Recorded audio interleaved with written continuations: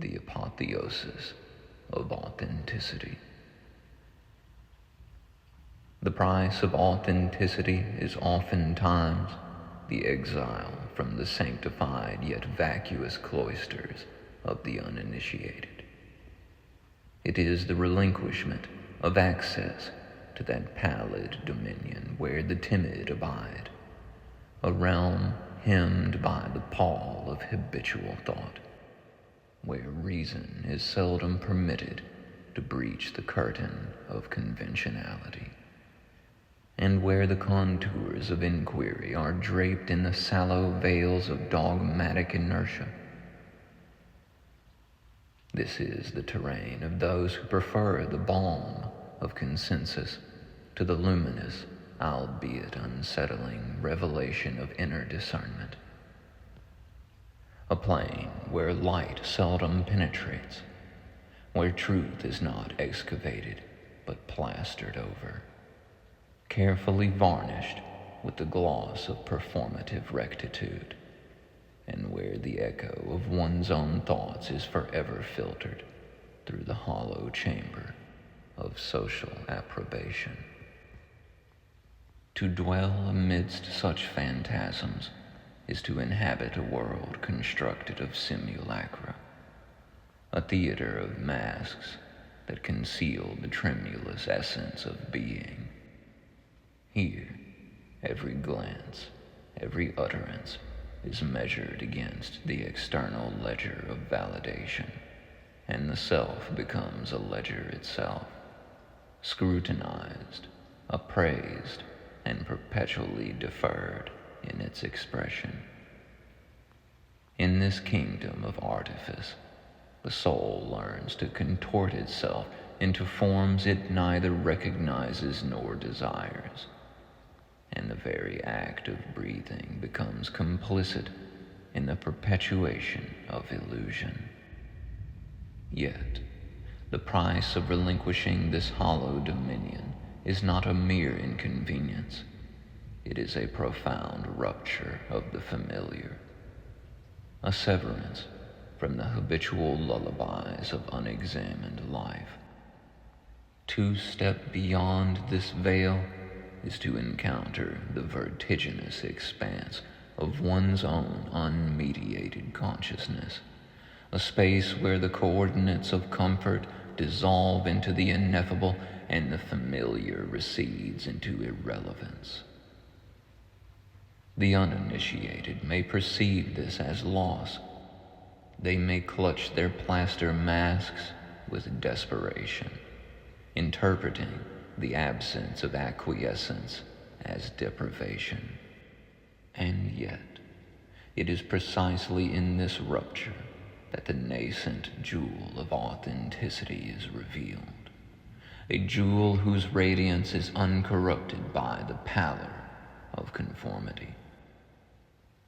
In choosing authenticity, one may confront solitude, the gnawing awareness that to inhabit the fullness of one's own truth is to render certain familiar alliances untenable. The uninitiated may withdraw in confusion or derision, their gaze a mirror reflecting the very limitations they refuse to transcend. And still, this exodus from the hollow is not a diminishment but an ascension. The shedding of external expectation becomes the crucible of interior sovereignty. In its wake, one discovers that the vast expanse of uncharted selfhood is not a void, but an opulent theater of possibility, a locus where creativity, courage, and clarity interlace in patterns too intricate for the superficial eye to discern. The price, then, is both palpable and ethereal, palpable in the sense of social estrangement, in the experience of dislocation from the comforting scripts of the collective, ethereal in the sense that it is measured not in coin or accolade, but in the intangible currency of integrity, in the quiet, incandescent satisfaction of alignment with one's own inexorable truths. And herein lies the paradox, the exquisite irony. What is surrendered, the hollow sanctuary of the uninitiated, is revealed upon sober reflection as a domain not of refuge, but of subtle captivity. The very gates one leaves behind were gilded bars, the light within filtered and stifled, the affirmation it offered but a pale simulacrum of genuine recognition. To walk this path is to cultivate the courage to traverse liminal thresholds where few dare linger. It is to navigate the liminality between convention and revelation, between the comforting inertia of mass opinion and the exhilarating peril of unmediated perception. Each step demands a recalibration of perception, a continual interrogation of received narratives, and a steadfast commitment to the primacy of inner verity over the seductions of acquiescence. Here, the authentic self is forged, not in the sanctuary of consensus, but in the crucible of discernment, tempered by solitude, refined by reflection, and polished by the audacity to embrace what is unflinchingly true. Yet this journey is not solely an exercise in renunciation. It is also an ascent toward beatitude, a cultivation of that luminous equanimity that emerges when one ceases to barter one's essence for the approval of the ephemeral. The liberation found in authenticity is the liberation of the soul from the cavernous hollows of pretense, the emergence of a consciousness unencumbered by the inertial weight of conformity. It is the flowering of the self in plenitude, a flowering whose fragrance is imperceptible to those who dwell in the dim corridors of external validation, but is ineffably apparent to the soul that dares inhabit the full spectrum of its own luminance. And so, the paradox resolves in its own majesty. To lose access to the superficial sanctuaries of the uninitiated is to gain access to a higher dominion, a dimension where truth is not negotiated, where light is not borrowed, and where freedom is not conditional. What is ostensibly a cost is in reality the richest of endowments, for in the final reckoning, the price of authenticity is not counted in the terms of exclusion, but in the currency of plenitude, the plenitude of self-possession, the plenitude of discernment, the plenitude of luminous agency. Let this be understood.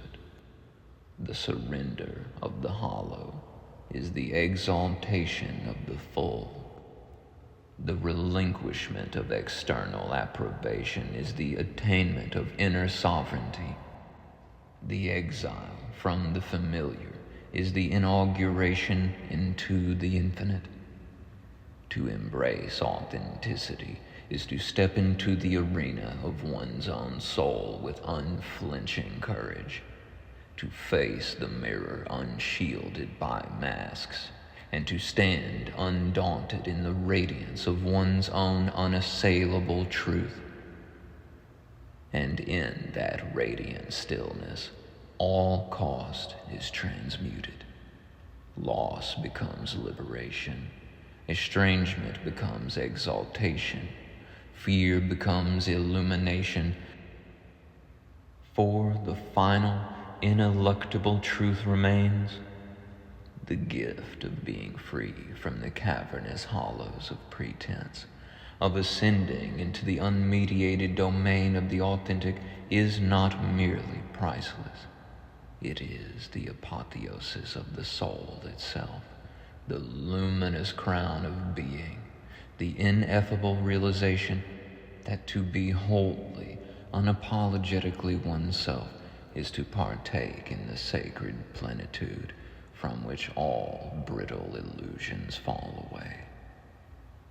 Herein lies the consummate triumph, not in the acknowledgement of others, not in the applause of the uninitiated, not in the hollow validations of conformity, but in the quiet, incandescent sovereignty of the self, radiant and unassailable, the final sanctuary of truth, the imperishable apotheosis of authentic existence.